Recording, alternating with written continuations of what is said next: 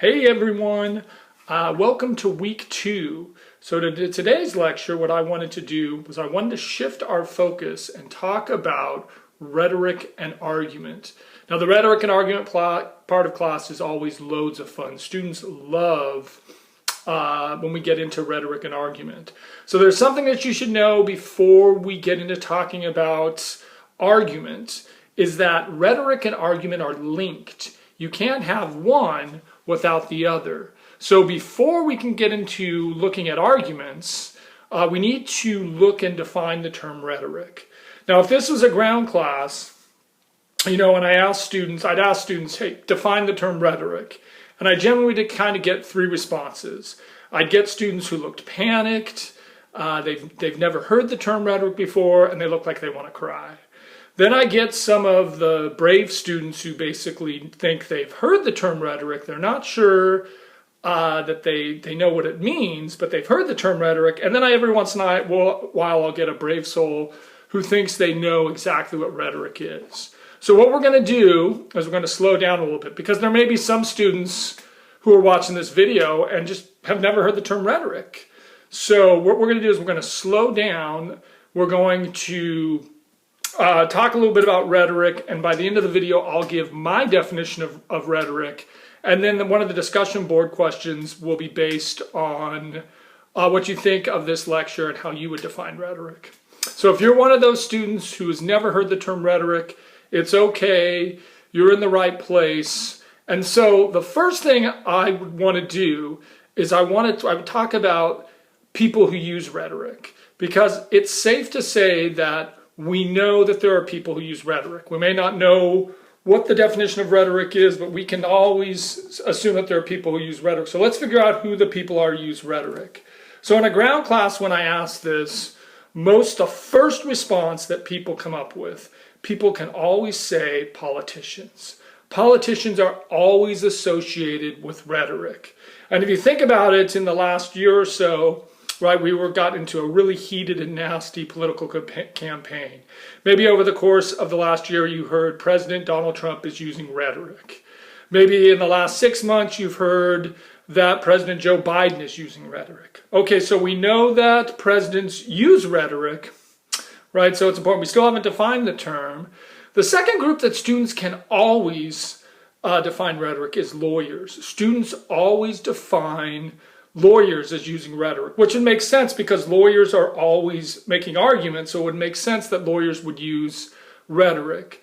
And yet, really, if we break down into some other categories, sometimes students will say teachers use rhetoric, right? And I always point out, well, if teachers use rhetoric, if English instructors use rhetoric, then it's safe to say that students use rhetoric, right? They just aren't very good at it. Sometimes students say philosophers use rhetoric. We may think of Socrates or Plato. And some students can be pretty cynical. They'll say, well, parents and religious figures use rhetoric. So all we've done is we've said, look, here are the people who use rhetoric. Politicians, lawyers, English teachers, philosophers, students. Okay, so if we can now say we know that there are people who use rhetoric, then we might shift gears and talk about forms of rhetoric.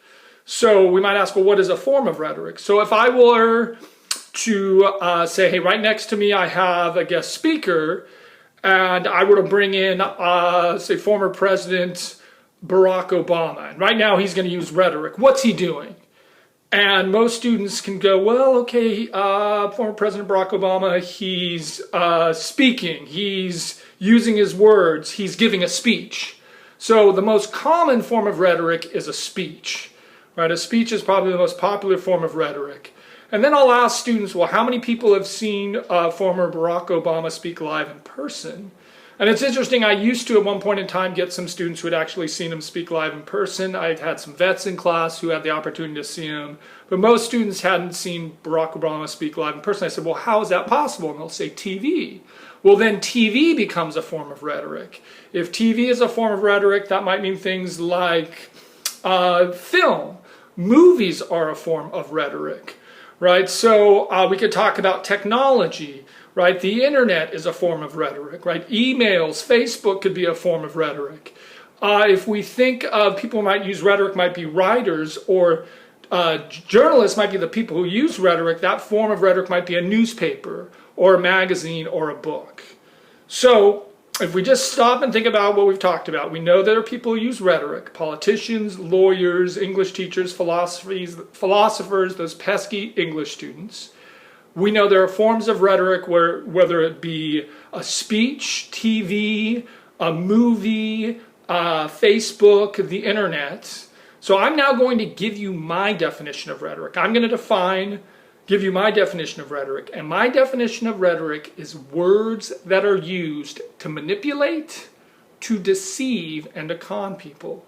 So for the next couple of weeks, I'll be talking about rhetoric and defining it as words that are used to manipulate, to deceive, and to con people.